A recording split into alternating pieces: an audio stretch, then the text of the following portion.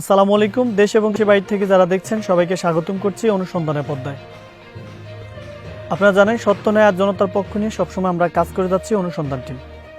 আজকে এমন একটি টপিক নিয়ে কথা বলতে যাচ্ছি যে টপিকটি নিয়ে বর্তমান বাংলাদেশের প্রেক্ষাপটে কথা বলা খুবই গুরুত্বপূর্ণ একটি বিষয় হয়ে দাঁড়িয়েছে।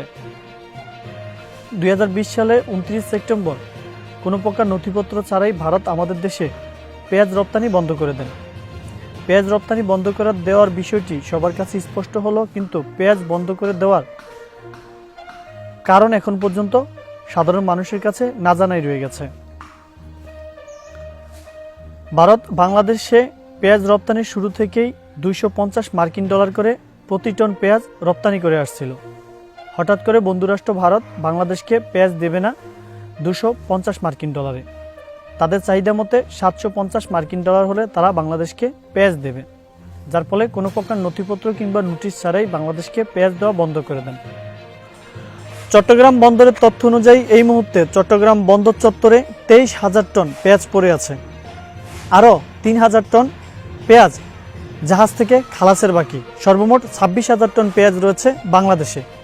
বাংলাদেশ ব্যাংকের তথ্য অনুযায়ী এ সকল পেঁয়াজ প্রতি টন $443 করে আমদানি করা হয়েছে। সর্বমোট $1,15,00,000 পেঁয়াজ রয়েছে বাংলাদেশে, যা বাংলাদেশি টাকায় 98 কোটি টাকা। বাংলাদেশ সরকারের কাছে আকুল আবেদন, এভাবে যদি পেঁয়াজ বিভিন্ন দেশ থেকে আসতে থাকে, ভারত থেকে পেঁয়াজ আসার পরপরই বাংলাদেশে পেঁয়াজের দরে ধস নেমেছে। যদি এভাবে পেঁয়াজ আসতে থাকে তাহলে বাংলাদেশি কৃষকরা বড় ধরনের ক্ষতির শিকার হবেন। তাই এই মুহূর্তে সকল প্রকার পেঁয়াজ আমদানি বন্ধ রাখার জন্য trading corporation of Bangladesh TCB এর তথ্য অনুযায়ী বাংলাদেশে যে পরিমাণ পেঁয়াজ উৎপাদন হয় 17 থেকে 19 লক্ষ টন পেঁয়াজ বাংলাদেশে উৎপাদন হয়, যা বাংলাদেশের চাহিদা মেটাতে 60%। বাকি 40% কিংবা 7 থেকে 11 লক্ষ টন পেঁয়াজ আমাদের বাইরের রাষ্ট্র থেকে আমদানি করতে হয়, যা সম্পূর্ণটি আমরা আমদানি করে থাকি ভারতের কাছ থেকে।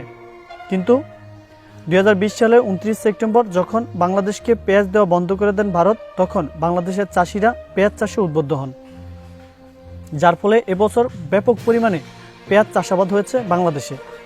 বাংলাদেশ চাষিদের মত অনুসারে এবছর যে পরিমাণে পেঁয়াজ চাষাবাদ হয়েছে তা দিয়ে বাংলাদেশের চাহিদা 5 বছরের জন্য মেটানো যাবে। 5 বছর পর্যন্ত যে পরিমাণে পেঁয়াজ প্রয়োজন সেই পরিমাণ পেঁয়াজ এবছর চাষাবাদ হয়েছে। বাংলার সর্বসাধারণের কাছে দাবি, এবছর পেঁয়াজ কিনতে অবশ্যই নজর রাখবেন আপনার পরিবারে যাওয়া পেঁয়াজটি যাতে বাংলাদেশি পণ্য হয়। 10 থেকে 20 টাকা বেশি দরে হলো বাংলাদেশি পণ্য কিনে এবছর কৃষকদের সহযোগিতার হাত বাড়িয়ে দিবেন। বাঙালি জাতির জনক বঙ্গবন্ধু শেখ মুজিবুর রহমান বলেছেন, কৃষক বাঁচলে দেশ বাঁচবে। তাই দেশকে বাঁচাতে হলে অবশ্যই কৃষকদের সহযোগিতা করতে হবে।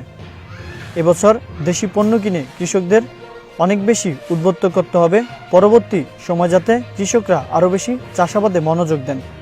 আজ চলে যাব, ফিরব নতুন কোনো পর্ব নিয়ে। সে পর্যন্ত আমাদের সাথেই থাকুন।